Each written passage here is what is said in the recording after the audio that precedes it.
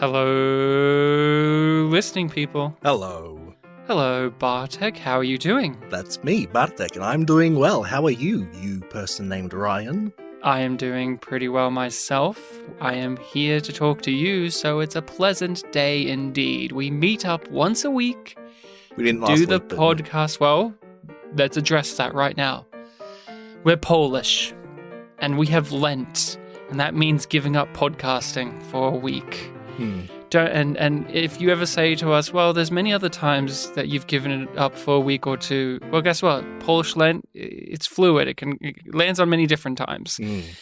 So take that. But also, it happened to also be Easter last weekend, so when Lent it doubled is, up. Yeah. When normal Lent is. Well, yeah. Normally, normal Lent ends on Easter. It's like the celebration, the end of. And we start. So there you go. And then on Easter Monday, the Poles do Schmingus Dingus. Could you please explain Schmingus Dingus again? I don't know the origin story, but the modern day celebration of Schmingus Dingus is that on Easter Monday, I sometimes get it mixed up if it's the Tuesday or the Monday, but I'm pretty sure it's Easter Monday, Polish people splash water on each other. I don't know why. I've forgotten why, but... Well, they saw some 5-year-olds throwing it at each other and said, that should be a religious thing. Yeah, I don't think I'll ever forget one time when my dad woke me up with... And I don't know if this is like my childhood memory being exaggerated, but I swear it was like a bucket of water. And then he yelled at you, Schmingus Dingus! He probably did. And then ran away and you tried to get him, but he couldn't be got. So we are here to talk about movies and movies that are recommended. Bartek is the one that recommended the movie this time. Next time it will be me. And then after that, you, the listening people. Next time? I think end of this episode, right? Well, that's what I mean. Like, the next episode is my recommendation. And then the one after that is the listening people's. So at the end of this discussion, I will say, I'm recommending blah. But today... we are getting the recommendation that you bestowed upon us previously. So what did you bring to the table this time?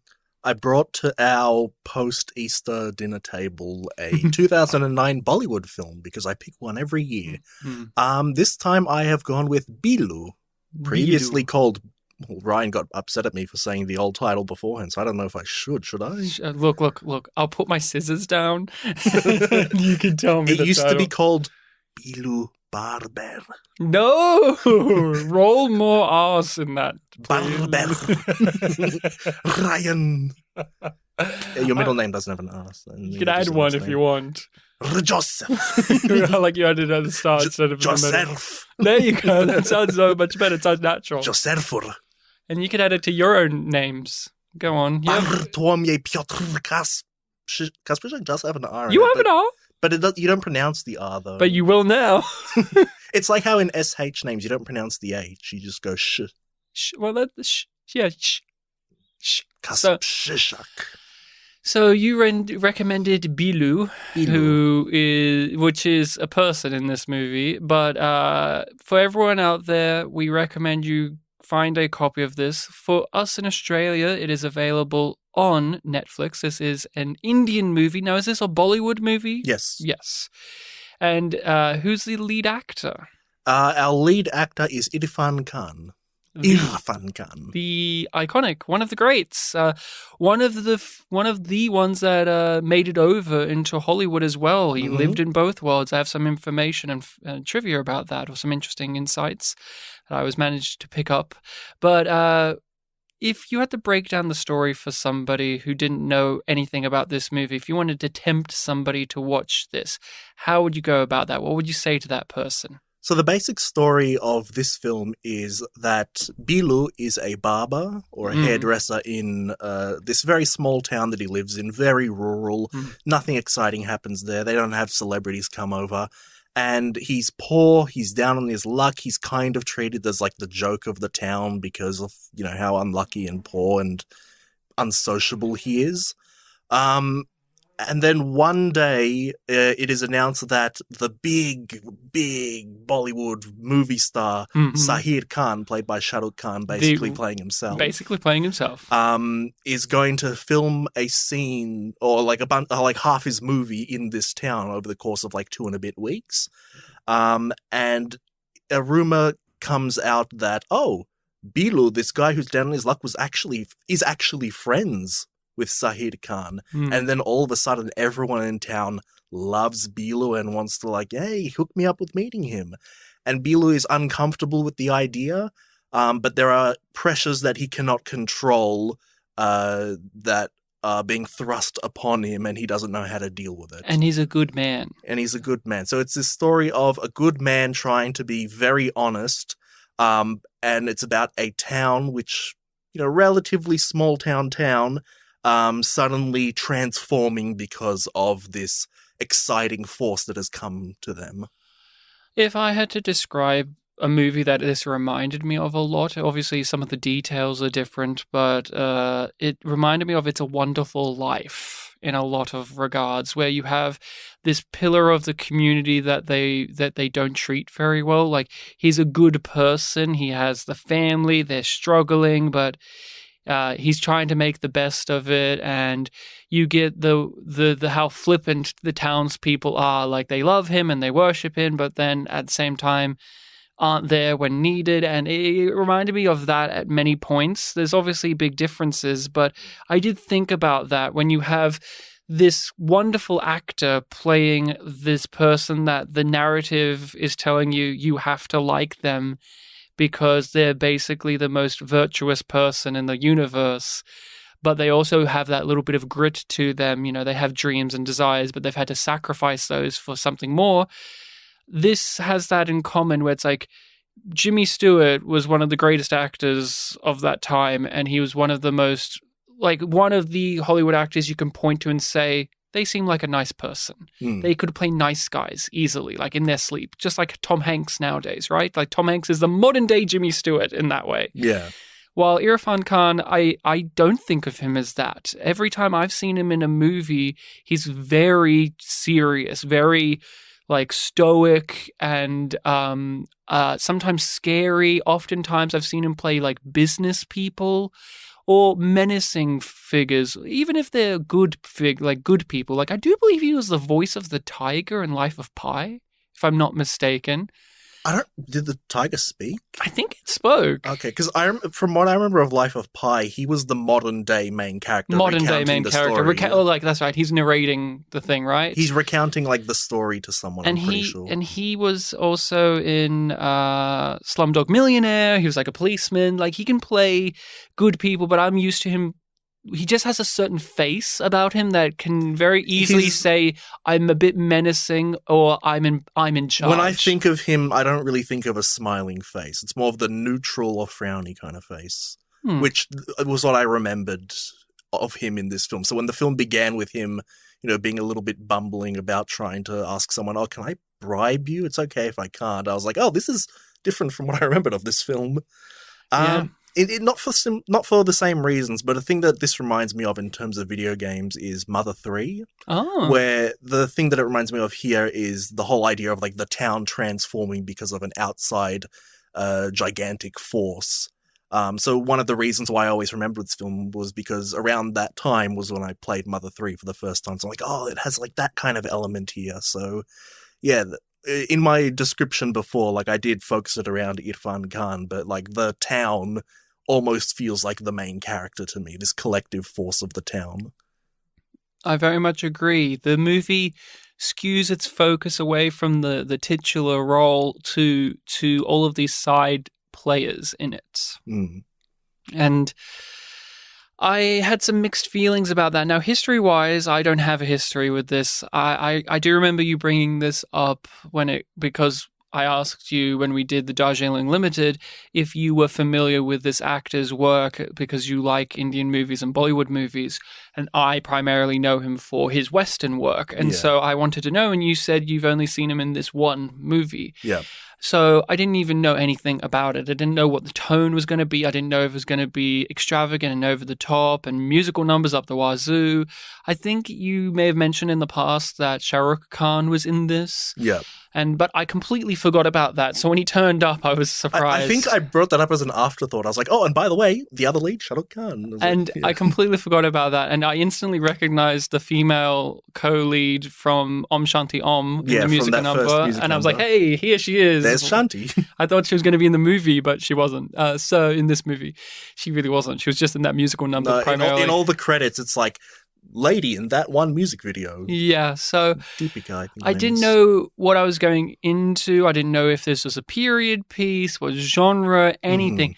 And you did mention the barber thing last episode, and when I went to put this in my watch list for the pod on Netflix, it had some image of barber stuff, and just the font used and the kind of color of the promotional stuff made it come across like, oh, this is going to be a silly movie. Like, this is going to be a very silly comedic thing. So my perception walking in was we're going to get a silly movie about like a barber, and I really thought we're going to get some like hijinks about him being the flamboyant barber character, and I didn't know what to make of that with what I've seen of Irfan Khan. So I was like, but I saw a picture of him and he's smiling and he's being all like, over the top, and I'm like, well, he's a Bollywood actor. They all like, from what I've seen, all of them have to have that ability to play like to the back end of the crowd and be very energetic. Hence, even in this movie, when you see Irfan Khan and Shah Rukh Khan, they're very different type of performers. And so that juxtaposition is like nakedly in this movie of like the opposite ends of what you can do in this industry, where Shah Rukh Khan, I think, is like the staple of it all. Like, he's one of the biggest, of course, arguably the biggest. They call him the king. Yeah. And what he does is what I am familiar with when it comes to these actors and how they perform and like what's expected of them.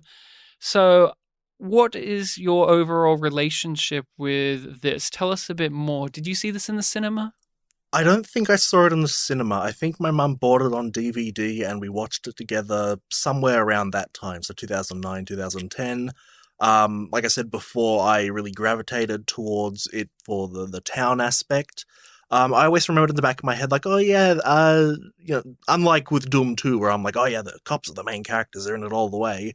I kind of remember that this one, Irfan Khan was a bit more in the background. So when you brought up the whole enthusiasm, like, oh yeah, I want to see him in a leading role, I kind of did tug at my collar, and it's like, this probably isn't the most ideal one, but it's the only one I've seen. So yeah, we'll go with that. In an ideal world, hopefully I would have seen a bit more and maybe picked something a bit more appropriate. But I do remember that for the sort of subdued role that he does it well. And it was always one that I wanted to rewatch, because there have been a couple of Bollywood films that, as long as they can be, I have seen them like maybe 2 or 3 times. This one was one that I'd always just seen the one time and always meant to come back to. I always remembered one song from it, which was the one where the town singing the Billu Bayam. Yeah, the Tremendous. The Tremendous. Yeah, that's the song that's the song of the movie. Funnily enough, there are some things to say about that a bit later on, but yeah, that's the one song I remembered from it. And always been meaning to check it out. I even talked about back in our Darjeeling Limited episode that, like, I'd been thinking about picking this for a long time, always, flaked back and forth on it. Then around the time I wanted to pick it, Irfan Khan tragically passed away. Didn't want to make a thing out of that. And then, yeah, the conversation we had in that episode made me decide, like, okay, next time I'll pick it, just finally get it out there, finally check it out again. So it's one that I had good memories of and had been meaning to check out again, and, So you had a positive reaction to this that first time? I did, yes. This is one of those where you've only seen it the once, but you did have warm feelings with it. So I just want to touch upon something that you mentioned there, which is him not being the full lead of this, which was the contention point for me. So I was actually explaining this to my wife last night. This is possibly the most frustrating Bollywood movie we've watched for the podcast, because when it was good, it wasn't just good, it was great. Like, this had some of the best, I'm just going to put it, the best acting we've watched in any of these Bollywood movies. Shah Rukh Khan, when he does that big speech. That speech. I forgot all about that. No, I don't mean any offense to any of our Indian listeners or people who are really obsessed with Shah Rukh Khan, but I say this as a positive. I didn't know he had that capability as an actor. I know what he's good at in other ways. Like what I would say he's like he's a good showman. Like he's good at doing all of the dancing and the songs and the action, like all the stuff you see the movie star doing in this. But when he did that speech at the end, I was surprised. And even further than just that speech, like when he met up with Billu at the end, I really didn't know he had that acting capability within him. So when this was good, it was great. It's truly some of the best stuff we've watched. Like the premise I really like to a degree, but why I found it frustrating is I think it fell into self-indulgence and tangents too often. And I really just wanted to stick with our main character and his family. And every time I wanted that, the movie would go, or the town itself, but every time the movie would just want to hang out with Shah Rukh Khan. And I felt like it was suffering from issues I've seen not in just Bollywood movies, but in a lot of Hollywood movies, which is we've snagged a big star, a star who will bring people to this movie. We've got to use that. And I've seen many movies. This is a movie problem we see in the West a lot, where the story is being watered down because of the machinery that is the entertainment industry. So we've got to focus on Brad Pitt in this movie because he's in the movie. Or we've got to focus on this. Like, I love Inglourious Bastards, don't get me wrong. But it's like, there's a point where it's like Michael Fassbender, who was an up-and-coming actor back then, he should be more of a leading presence in that movie. But it's like, but we got Brad. We got Brad. And so I feel that with Shah Rukh Khan, where I think there's a version of this where you structure it, cut it down by 5 to 10 minutes, not even asking for it to be shorter. I thought this was a relatively short movie. This was just like, over 2 hours. Yeah, this was like half an hour shorter than the average Bollywood film. And so it's not even about the pacing. It's I think there's a version you could easily shuffle around where the movie star, the big movie star, is as elusive in the movie as he is to our main character. And then when you have them converge at the end, it means something to the main character as it does to us, the audience, because we, the audience, throughout the whole entire movie, at least for myself, this is the first time viewing, I already knew that Shah Rukh Khan remembered him. Like, I never doubted it in my mind, because when we weren't seeing them self-indulge and like, here's a clip show of all of the movies that the real-life actor has been in. Yeah, some of which we've done. Some of which we've done. Or here's a shout-out to, hey, it's the lead actress from On Shanti Aam. Like, too often being indulgent in that way of like, look at all of these little in-jokes and references. And we love our movie industry. When they weren't doing that, I could tell his character was a good man and has this tragic past to him. Like, I could just tell that from his performance. So a little bit of that intrigue was removed for me. And so I just think they didn't, the focus was taken away from the main character. And I think it would have been more beneficial if his wife was given more as well. There was many moments where I got pissed off at the story because his wife would do something. And on paper, I could tell you that makes sense and that's a good storytelling moment there. But they haven't earned it because I don't know anything about her. They're like right at the end of the movie, and you can correct me if I'm wrong, but right at the end of the movie, it was at least revealed to me oh, she's from a different caste system. Yeah. And it's like, where was this earlier in the film? That would have actually been so juicy dramatically.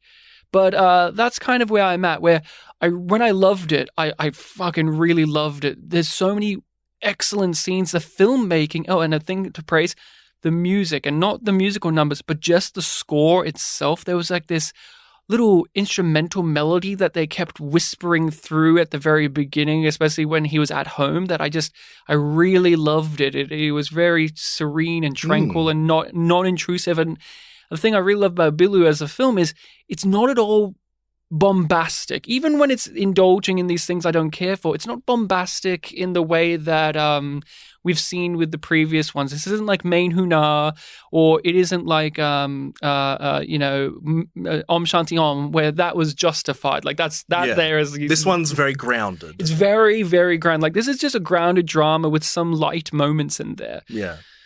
So a lot of the feelings that you expressed there were shared by me in my viewing. The word that I would keep using is imbalance. Like, there was all these little elements here, and I feel like the balance just wasn't there. Like you mentioned, we got a bit too much Shah Rukh Khan.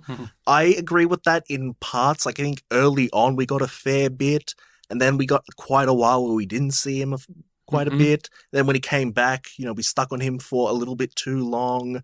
There were many times where it's like, oh, I want to see a bit more Billu. It's always very, very much one of those things of like, oh, I want what I don't have right now, kind of thing. We have like some of the town members that we see a little bit more than others. Yeah, it just feels like if we could just reshuffle everything, maybe give things a bit more focus, it would have been so much better. Like I agree with the caste system thing. I'm like, oh, geez, this is a lot of backstory to throw at us right at the end. I feel like, and again, maybe we're both wrong about this. Maybe there are little hints there, but I didn't catch any of them. This isn't like The Trip. I didn't catch any of them. I said this last night on the car ride with my wife Rachel. I was telling her the story like you did at the beginning, and Rachel said, "Oh, because I said, oh, he got kicked out of his like he had to leave his village," and Rachel said to me, "Oh, is it because he's from a certain caste system?" And I said, actually, you're not, no, but his wife is. And she said, oh, of course.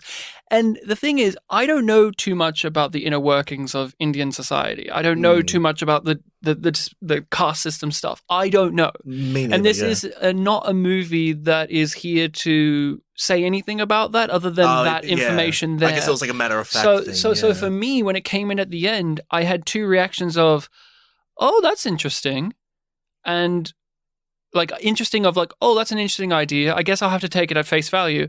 And the other being, where was this in the movie? Like, where was this earlier? This should have been here earlier. Yeah. But so for you, did you still enjoy this overall on this watch? I did, yeah. All the lighthearted moments were good. I had fun with the songs, which I'm going to get to my funny story with that in a moment. Irfan Khan, like I said, when the film began and he had that, whole moment with the government official and like him struggling and like being, a little bit dumb about things, I'm like, oh, I forgot about all this. I just really remembered him just being stoic man who kind of brushes everything off. But there was more here. And it was interesting, having done Om Shanti Om 2 or 3 years ago, seeing, oh, there are quite a lot of similarities with the Shah Rukh Khan story here, where it's, kind of like the second half where he's the big movie star. You've got like the celebrity worship. You've got like little bits of commentary about the film industry.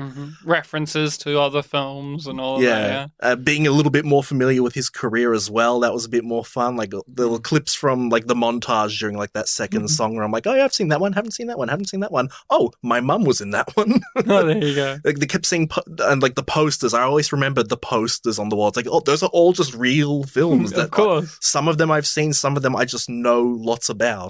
Yeah. Chuck to India, I've got a poster of that in my room. Oh, there you go.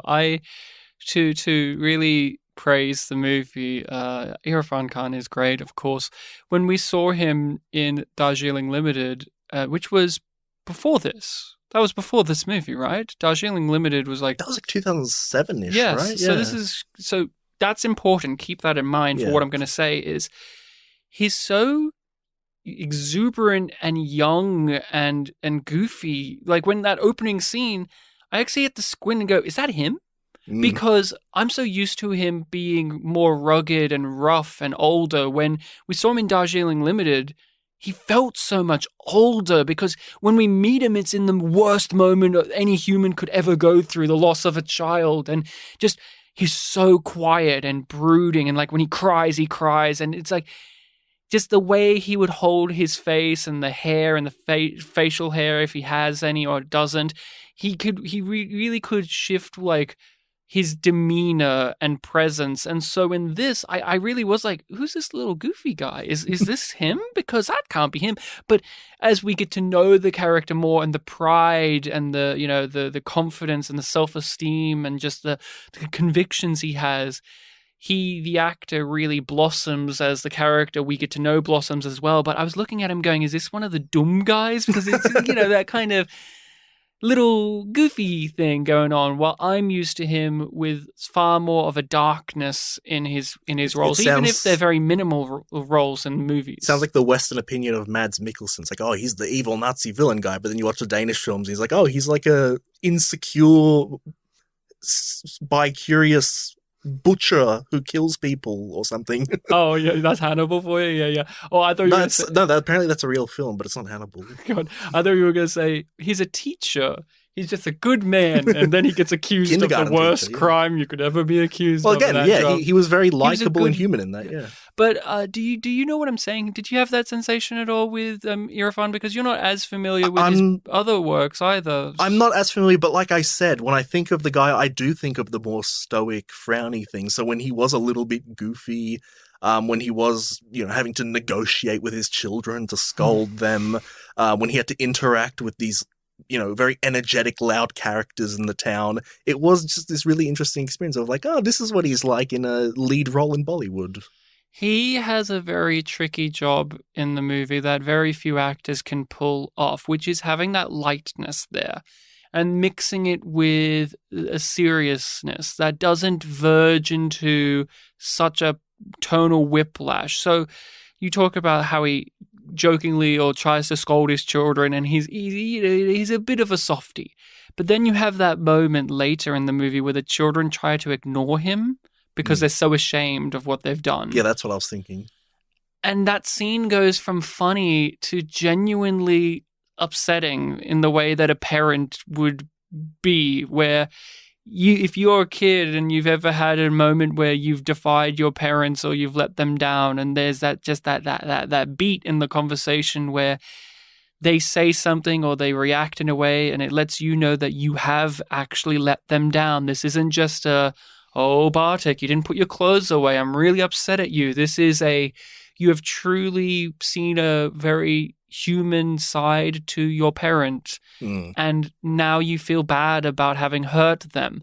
That moment back and forth there, he really plays that well, and that's him during the entire movie, where he's this guy who all he wants is a new chair, but he doesn't want to get money from the filthy slumlord guy in town, and he doesn't. Then him and his wife have a little back and forth, but then when the school is pressing him to bring the movie star, you get this incredible... It's my favorite scene in the movie.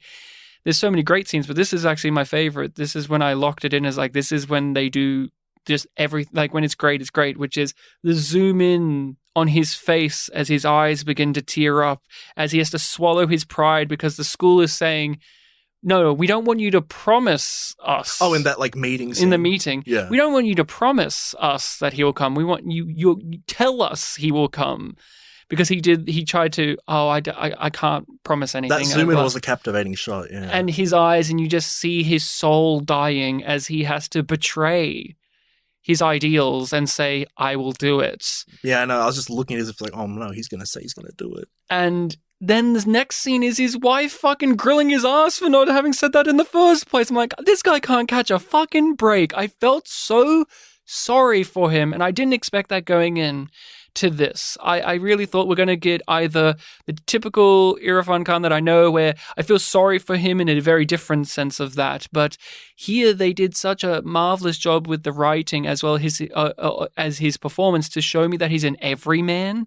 He's just a guy. He's just some schmuck, but he has certain principles that are universal. That's the thing I really liked about this. There's some commentary about Indian culture in here, and I could definitely see you making a critique or a commentary about how his character embodies certain values that is very prevalent over there. But I think that the movie did a great job of just telling me, somebody from a completely different part of the world, that and I understood it and I could process it and I could relate to him.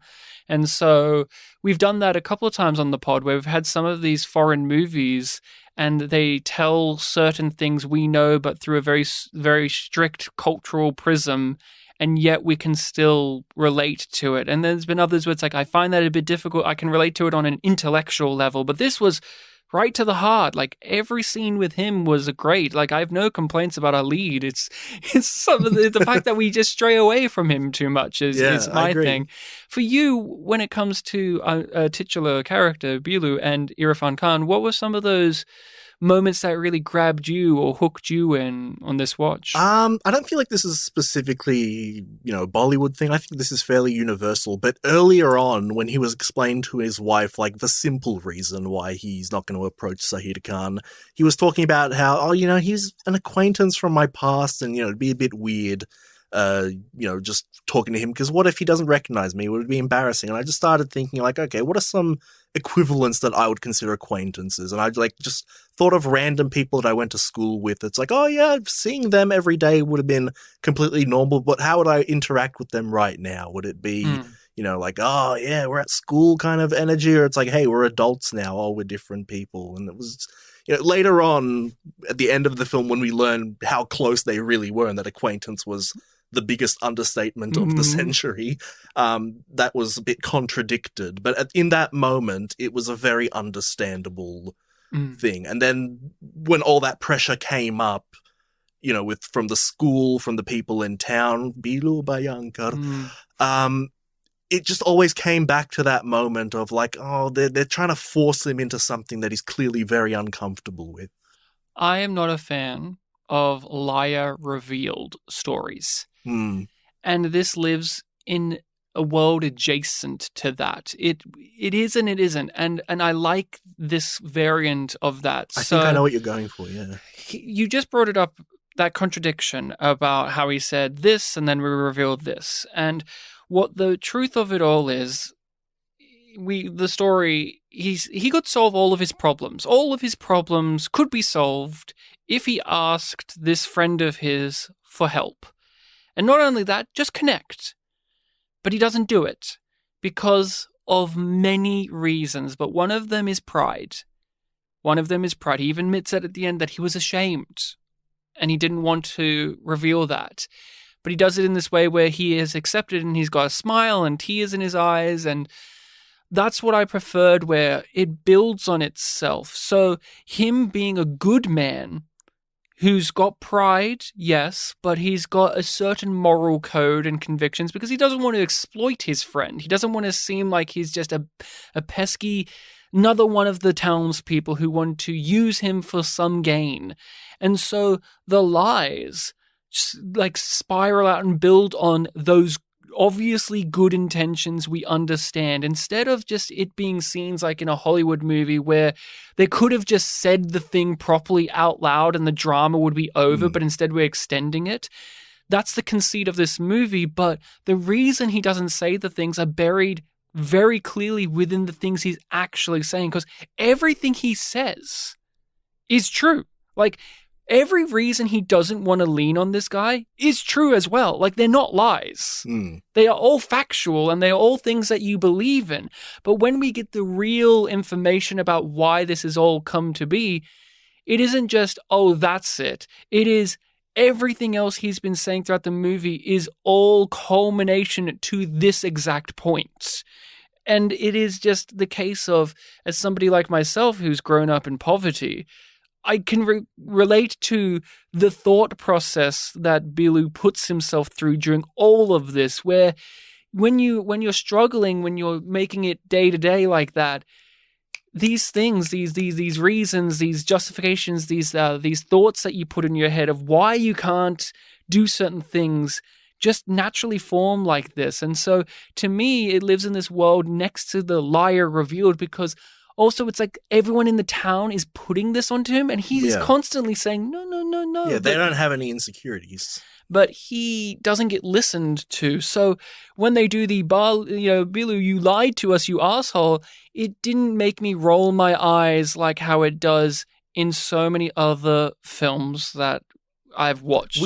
I mean, even before we had that scene where they're at the police station and they're getting the realization, we had a line from, I didn't catch the character's name, but like the uncle character that like confides in Billu, where he was telling him like, Billu, you did not tell any lies. They put it all upon themselves. So it kind of, absolved him of the guilt of like, oh my God, what have I done? It was more so of a thing of like, oh, how could I have handled it differently?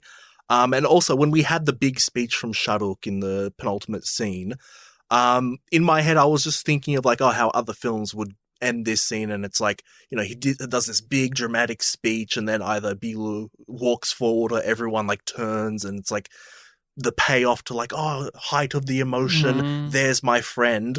But it was very believable that he walked away, because the whole insecurity also comes back to this idea of like, if he approached him earlier in the film, it would be for his own gain to like get rid of the insecurity. And it also could have been construed as like, oh, now he's going to get some sort of benefit from this. So the fact that he didn't, approach him in this very vulnerable moment felt very consistent and understandable. And it really is about the point he told in his youth about, take this money, do not worry about me. You being happy is what matters to me. And he still wanted that message to be true. And you have to imagine, and this is where, again, I'm doing a bit more of the legwork than the movie here, but it's in there. It's just not, they didn't scratch it enough of, he had to reconstruct his entire life. He had to move away from the village, and he had to move away from everything he knew to this place, and with nothing, and build everything that you see today. And it's a slow process. And he mentions this in that conversation in the end of like, time gets away. I thought I could contact you, but then, I have kids and I'm trying to do this and this and this and this. And then eventually you lose time and you think I've waited too long and they've forgotten me. And just the fact that a part of his pride is about that as well. Just a tale that I very much relate to of, coming from a family that moved away from the big city, built their own house. It's not finished and it never will be probably. And you just get into these holes, but you don't want to show that. But also there's a part of you that's like, I've done great. Like, this is very good considering what I had to go against. So I really liked that emphasis in the film. The rest of it was like the townspeople falling in and out of love with him was all done fairly well. I liked a lot of those side characters, but I never loved any of them. There was no, when we did Main Huna, I really liked the principal character. He was great, yeah. There was none of the side characters in that vein at all for me, or like all of the wonderful characters on Om Shanti Om. None of them really reached that peak of, wow, they are excellent. They were all fine. I think and they were going for more stock. Like, what are all the different sorts of characters we can have? Like the businessman with the goons. Yeah, and the goon that's stupid, that can't get his name right. The poet. There's the rival guy, which I liked at least that the rival guy was always kind of against Billu. Yeah. So like whenever you saw him in like the big crowd shots, he would always be like a bit more antagonistic than everyone, like looking for and things trying to to pick undermine the point. Like even in the big Billu song, he's pointing out like, this doesn't add up. Yeah. He was good. I wish there was more of him actually, but there was that one moment late in the movie where we finally got to see inside of his barber shop. I'm like, fucking finally. Yeah. We saw it from across the way. I wish we got to see inside of it earlier. But I've seen a lot of characters dressed like him in Bollywood films, and they always feel like the outliers because they feel like they're more internationally dressed. Like, they're wearing normal shirts and like sunglasses. The haircut. Yeah. I think the film Shah Rukh Khan did just before this one, which I might recommend at some point, it's called like Rab De Bana Di Jodi. Rolls off the tongue when you say it. It's weird. For the longest time, my mum would say, I'm like, how do you remember that? But now look at me, I can say it just fine. Just say it fine. Yeah. Though I did stutter when I first said That's why I made that joke. Big shock, Ryan. This is one where he plays a dual role, Shah Rukh Khan does. No. Isn't that like a joke at this point? It seems to be. It's like he plays himself and he plays dual roles, and then you got like Om Shanti Om and Fan, where it's kind of like both in one. Technically this as well, because you see him acting. But in this film, like he plays this like nebbish, quiet husband guy who goes into an arranged marriage with a woman who he loves dearly, but the woman's not interested. She's only in it because of obligations. It's like, what is something that I can do to make you happy? Because you're living in this like strict environment. She's like, I want to take dancing classes. Like, you may go take your dancing classes. And then here's the dual role. He plays himself like this really cool guy with sunglasses. The dance instructor? No. He joins the class as well, and it's very much like a Clark Kent disguising. You don't realize this is your husband, and so like she's got a relationship with the husband at home, and like this husband at the this goofy kind of over the dance top partner in the. That's funny. It's a really good film, and he sumo wrestles a guy at one point. Yeah, the side characters are all okay. They do the job. The one that I liked the least, and this is And I get it. Well, okay, I'm just going to ask you straight up. Would you consider this, what's the term again? Masala? Yes. You would could you explain that for the people who aren't familiar with that term? So masala, you hear it a lot in terms of meals. It's like when the meal has like a lot of elements. When you talk about it in terms of like film or entertainment, a masala film is something that has a little bit of everything. So like Main Huna is a really good example. It's like a film, it's like a romantic comedy with a bit of family drama and like an action terrorist plot. It like grabs a lot of different genre elements and puts it into one film, and a lot of Bollywood films are like that. Shanti Om's another great example where it's like the yes. first half and the second half are very different beasts, but they still bleed together. Yep. See, I'm curious as to why you think this one counts in that as strong, like in that way, because to me, when I said yes, I was confirming that that's the word. Oh, right. Do you think this is a masala film to you? Do I think this is a masala film? I think I read a review that described it as one, but I'm kind of leaning a little bit against that because it does seem to be a bit more like it has like the drama and it has comedy stuff, but the action stuff's more, that's in the movie. In the the movie within the movie. Yeah. I think it needs a little bit more to truly be masala. That's why I really was curious, because this is so one track mind.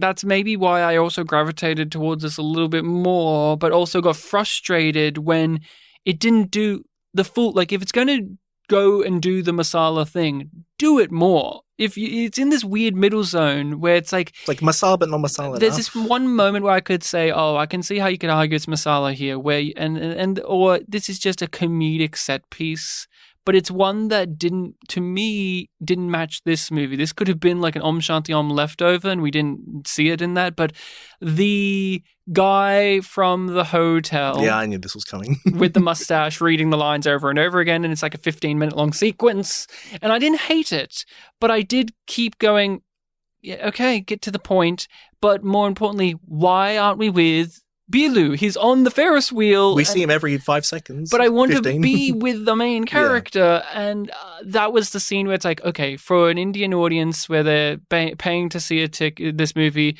usually most of these movies are 3 hours long with an intermission, but this one's short. This was on the short side, no intermission. I think I knew where it would have been because there was a hard cut, but I've noticed that when we do the films that are on Netflix, they cut out like the intermission logo as well. I thought Om Shanti Om had one from recollection, but it had a hard cut. Oh, right. Because I remember on the DVDs where the intermissions are, so when we watch the films, I'm like, they just hard cut. Doom 2 had an intermission on the DVD you gave me. So yeah. But I can understand it on like, this scene here is to, be fun for the whole family and blah, but I appreciated that it was so one-track mind, so when it did veer off into these other territories and didn't do them to an explosive degree that I expect from a masala film, say, I go, you're in this awkward teenage phase of this where it's like, you're not quite there yet with that, and so those elements were always weaker to me. I know that with some comedy stuff like this, like I remember back in the day, there was a film that was being advertised a lot called Crazy 4. And whenever we do a Bollywood film on this podcast, and I look up the actors just to make sure, like other things I've seen them in or other things you might know them from that we've done, I see a lot of them have been in this film Crazy 4. And I remember, oh yeah, that was like advertised a lot back in the day, and it was, seemed to be funny. And I remember my mum went to see it. I didn't see it with her, and she came back, she was like, this is a film that would be funny for Indian people, but not for us. Like the translation doesn't really come across. It feels like it's something a lot more for, an Indian audience. And I do remember, I can't remember the name of this film, but there is a film we saw in the cinema sometime in the past 10 years. I remember that Shahruk's character was named Vishnu in it. And the whole idea was that like he was the older brother to this other main character. And so it was like these kind of two stories that are happening, where Shahrukh Vishnu is a loving older brother, but he gets into these really violent fights. And the story of the younger brother is just this kind of straightforward romantic comedy. And so there would be these really big clashes where like, oh, you're following the Shahrukh stuff, and then you've got the scenes with them together, and then you've just got the scenes with the younger brother and his, crew of young actors. And there was this one scene where and I can't remember the exact details of the scene, but they were talking to someone who was kind of similar to the guy in this film, the hotel owner. Maybe he was like a cop or something. And they were coming up with a lie on the spot. Like, why is this thing happening? Oh, and they came up with this really, really long story about, well, you see, there is this young man named da-da-da, and he's got this long story. And they just kept adding details to the story. And the cop was like, oh, yeah, what happened next? And it just went on forever. And I remember in the cinema, like after we finished the movie, we're like, that really went on forever. I feel like that's that Bollywood comedy thing you were talking about with Crazy 4. Yeah. And I feel like in this film, it's that moment. It's not a bad gag, but it didn't belong in this movie. If this was an Om Shanti Om, I would believe it. Yeah. And I would have been fine with it. And it was also a thing for us where, you know, because all of it was in Hindi, the gag for us would be like, oh, how are the words going to be rearranged in the subtitles? Because the performance is like the same the whole way through. Can I talk about the subtitles? You watch this on Netflix as well, correct? Yes. Netflix, I'm going to listen up, buddy. You and your subtitles are fucking stupid sometimes. So there are lines in English. Yes. There are words in English. And the subtitles will still get it wrong. They will still get it wrong. There was just many moments where I can't remember.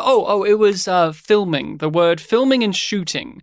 They would say, we're shooting a scene here. Subtitles, filming. Mm-hmm. And it really was weird to me why that happened. And I don't know why Netflix specifically screws that up a lot with these Bollywood movies. We've talked about this on the podcast before. We've talked about subtitles a lot, yeah. And it's just a rookie mistake. Like, do they watch the movie? Or is it that they have an already existing... Like, that's the thing. Subtitles and translations and all that stuff, there's a whole rabbit hole we can fall down with that. But it's just one of those weird things that I don't get with video games, movies, where there's clearly a word in English and the subtitles uses another word, but it's not like that word makes a sentence as a whole make any more sense. Like him saying we're shooting a scene in English, like him saying it out loud, shooting, and then the subtitles saying we're filming a scene, you could still use shooting there. It doesn't make a difference. At this point, I've seen that happen so many times that I'm almost being gaslit to think, like, I guess that's an okay thing to do? Because it's happened so much. It momentarily takes me out of the movie. Now, I know with some things, it's like, oh, they might be using an earlier script, but subtitles doesn't fall into that. I want to hear about your comments on the music, but one statement I want to make to you. So, on Letterboxd, which is a popular movie reviewing site, one of the top reviews is as such, and I want to get your opinion because you've already brought it up. Mm-hmm. Basically, a more palatable and less feverish precursor to Fan. But at least SRK wields a lightsaber and Matrix clothes. And then just end of sentence, God, Irfan. So what do you think about that statement of this is a less feverish precursor to Fan? Because from what I understand of Fan, that seems like a very different movie.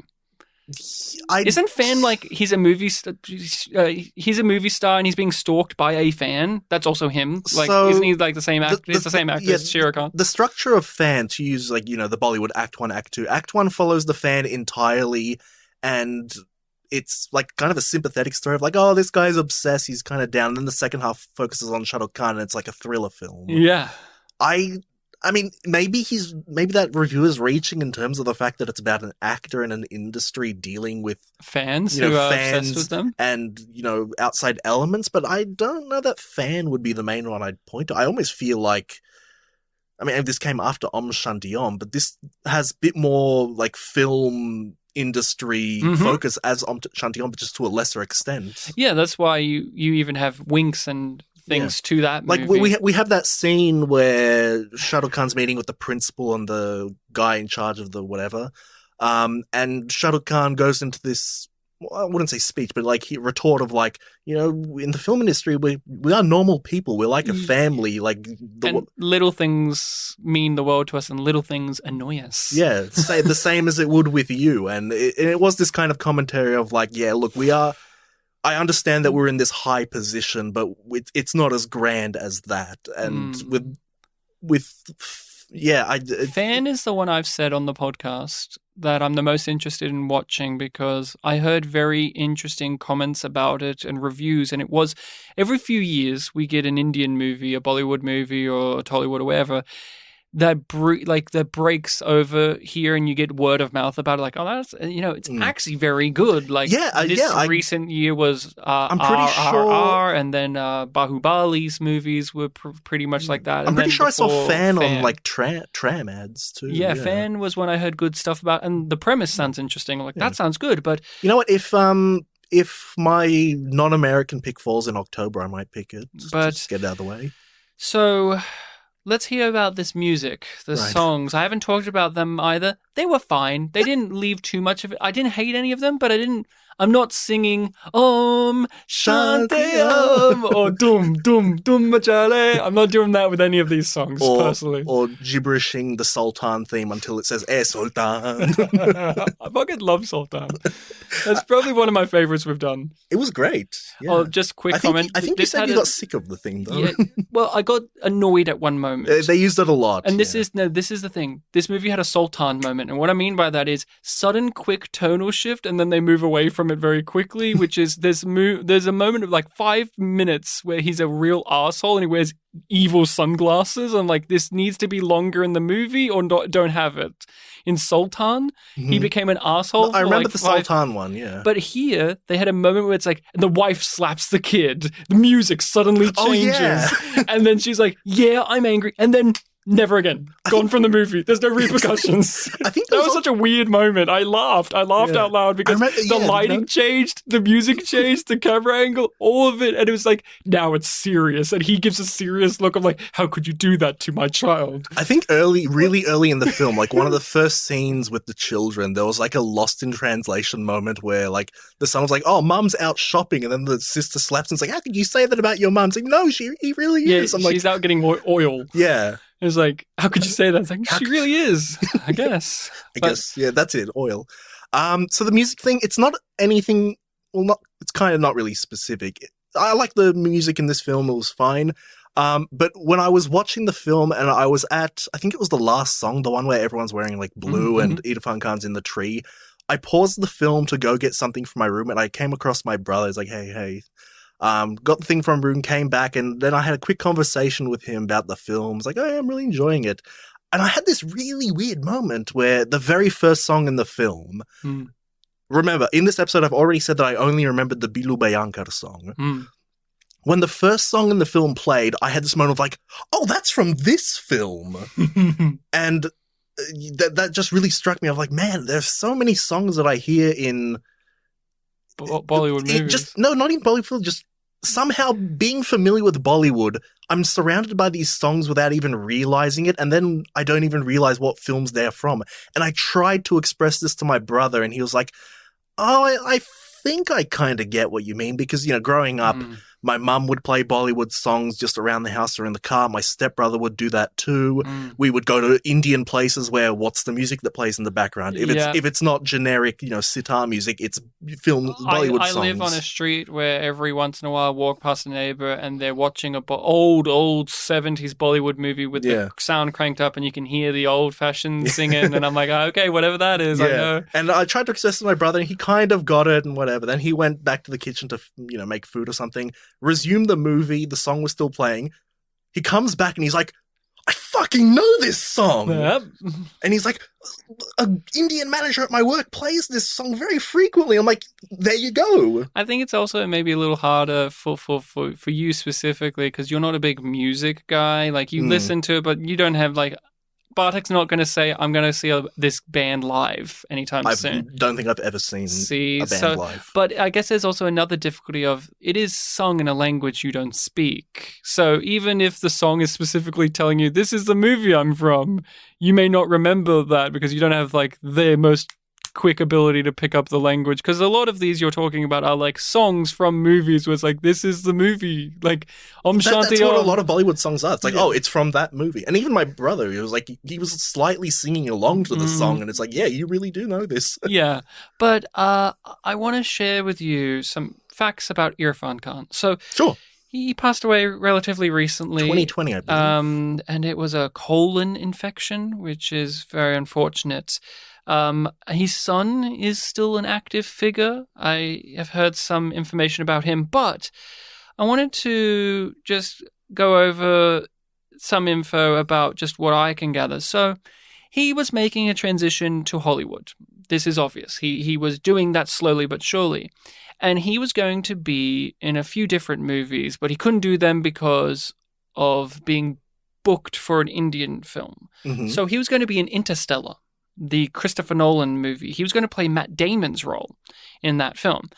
But he instead did a movie called The Lunchbox, which, when you look up his movies, it's the top one recommended of he is known for this. Okay. That's the top film. Fairly well rated, like a 7.8. And not too long either. I think it's like an hour and 40.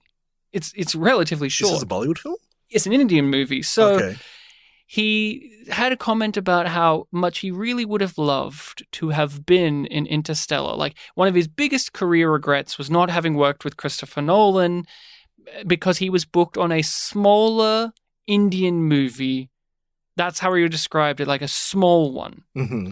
And so I get the vibe that he doesn't, like, being an actor, that film didn't satisfy him when he could have done this. Now, the Matt Damon role is a short role. Like, it's only like a little portion of that movie. It's not a main character. Well, this movie, The Lunchbox, which has fairly well rated. It's one of his top recommended of, like, if you want to watch one of his movies, this is the one you watch. And I just find it just interesting to think about how he was at a point where, this Indian movie that I did was really stopping my progress of becoming a bigger actor. Because clearly he was at that point where he was in the Amazing Spider-Man movies. He wanted to be in Interstellar. Like, he was wanting to become a bigger star in that way of a global reach. He was in one of the Da Vinci Code movies. He was in Jurassic World. Like, he was gunning for those bigger roles. So he was at this point where those Indian movies, it seemed, were inconveniences after a little point, in a certain way. I guess because Bollywood films, they make like 3 a day on average. So I don't know too much about The Lunchbox, but I've put it in my watch list, and maybe it's something we can explore together on the pod. Like, one of us could recommend that in the future. And I've said this before, there are some of these Bollywood movies or Indian movies neither of us have seen, but are like, that could be interesting to watch. There are some that have been eternally on my to-watch list. Yeah, and so that's kind of some of the stuff I picked up. And it's even in the trivia in this movie, but there's always... I don't know how to describe it. There's this in the Hollywood entertainment industry, but there's cliques, there's groups, there's different people who want to work with different people and those who don't want to work with certain people. It seems like Irfan Khan was one of those for quite a few, because a lot of the trivia kept pointing like, this person didn't want to work in this movie because he was in it. I read one that was like that. Well, this person didn't want to work with this because the director was this, and this person wanted to work with them because Irfan was in this, and this, and this. There was like 4 or 5 people that were going to play the wife, right? Yeah, and so it just keeps happening like that, and just having a little dig into his background, it does seem like that, where, like with the Hollywood entertainment industry, there's cliques, there's groups, there's certain people who don't want to work with that person because they don't like what they do, or they don't like that he's trying to go to America and stuff like that. And I was actually curious to hear what some of his fellow Indian actors had to say about his passing, because he was, he's a big star, or at least to us over here. And I was surprised with not as much chatter about it, honestly, but there were those who were talking about it and just being like, going over like what an instrumental figure he was in Bollywood, because at least with some of these actors, they were talking about like he was the actor's actor, because like I was saying at the beginning of this, he's not Shah Rukh Khan. He's not like all of the other Khans, right? Where it's like he must sing and he barely sings and dances in this movie. Like, I wouldn't even tell you like if he's a good dancer in this or not. A lot of it's happening around him in this. Yeah, I don't think I could say that he did any dancing. It's just things like that happen. People were carrying him around. So he's not that type of Bollywood performer. And I've asked you this in the past about, with the Indian movies we see, they fit a certain mold, a certain brand. But how does an actor who doesn't necessarily work in that way operate? And this is an answer to that, because he isn't doing a lot of the things that we've seen be a recurring thing within the movies we've watched on the podcast. He's approaching it from, I guess you would, to just kind of offhandedly say it, but he's doing it in a far more like Western way of just like, he's a dramatic actor and he's going to play this as straightforward as possible. He's not needing to have the big action scene or to have the I'm being a funny, like he's not doing the masala thing and he's not doing the Shah Rukh Khan thing. He's just, I am playing this role as seriously as possible. I don't know if you ever have this, because neither of us really sing or anything like that.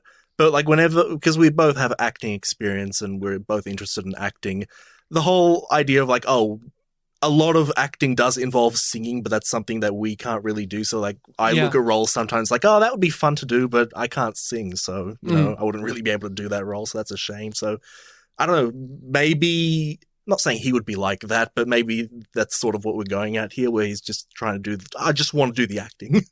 I think of it like this. Hugh Jackman is a great actor. He's the opposite of Irfan Khan. But he can't stop himself from doing musical numbers, hosting things, dancing, singing, all of the action. He can't help himself.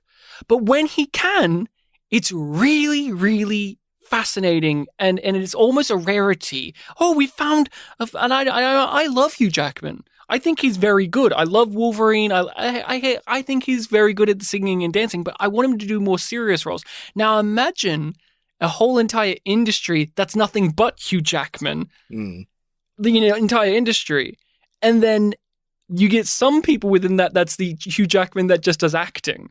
That's how I look at Irfan Khan, at least in relation to this single movie I've seen, because in it, everyone else is playing to the back row in the way that I'm used to. Same with Shah Rukh Khan, but he isn't. That's what makes him stand out in this movie. It's like, you aren't doing the songs and dance and the action. You didn't get the memo?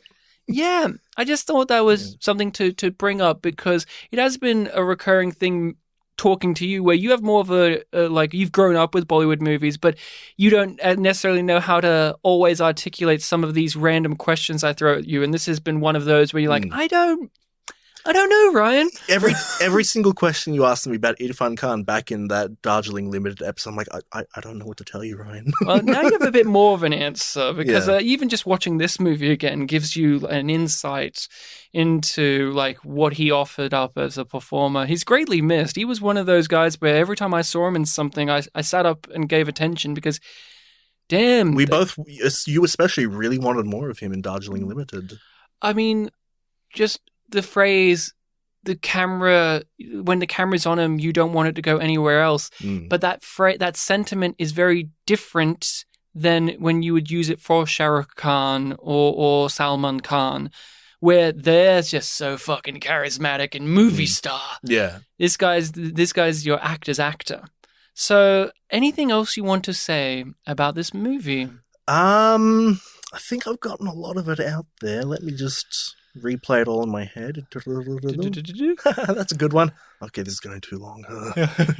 Did you think it went too long ever?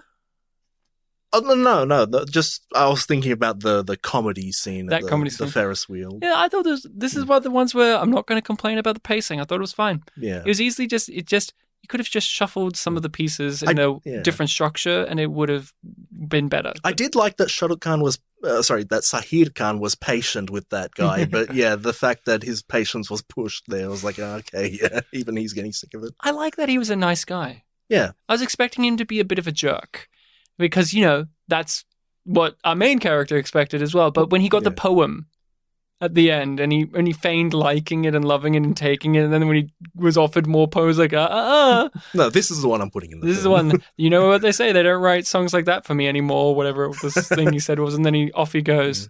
But no, I did enjoy this. This is not one of my favorites we've watched, but it's frustrating in the way that makes it makes it memorable, because again, when it did frustrate me, it's not like I was actively pissed off or annoyed. It was more, well, you don't need to do it like that necessarily. Like just me being a school mom, just being like, you almost got the answer there. I'm going to give you the points anyway, because when you do get it, you're 10 out of 10ing it. So when I was watching it, I was like, ooh, What would Ryan think of this? There are definitely good moments here, but I don't know. Did you have a gut feeling of what I was going to be like with this? Because you've kind of gathered where I am with Indian movies thus far.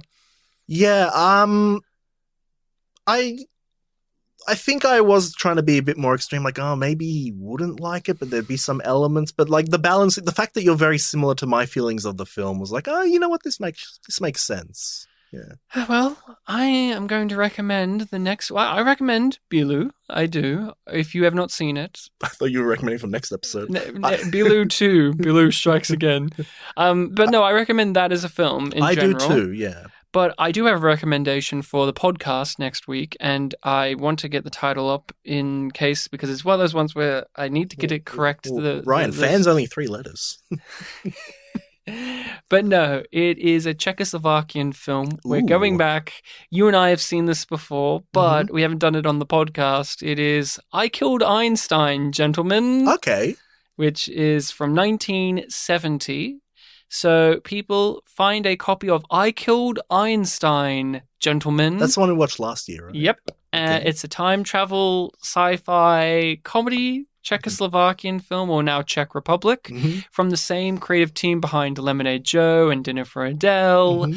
And this our third one we've done on the pod? Yes. So I'm hoping that we'll have a guest next episode as well, but are they also going to be American? Yes, they are. You got it in one. It's baby. The pattern. I didn't mean it for it to be a pattern. It's just naturally happened that way. Get the Americans for the Czech I keep films. getting people who want to come on the pod, or I want on the pod, and it's give me a weird movie, and I'm like, let me give you one. And let me open up my Ulrich Lipsky catalog. Yes. So let me guess. Is this another film that's going to be on American Amazon Prime? I have no clue. That I'm going to struggle to find. No, we don't have to struggle to find it because I have a copy of it. So it's very easily available for us. So we won't have to worry, but you out there, find a copy. It's available in places. Okay, well, I mean, I struggled very much to find the last Czech film we did. No, that's fine. It's all good. I won't tell us anymore, but it'll be easy for us because I don't have a copy on DVD this time, but I do have a copy that's on a USB. Oh, was this one of those? Yes. So, okay.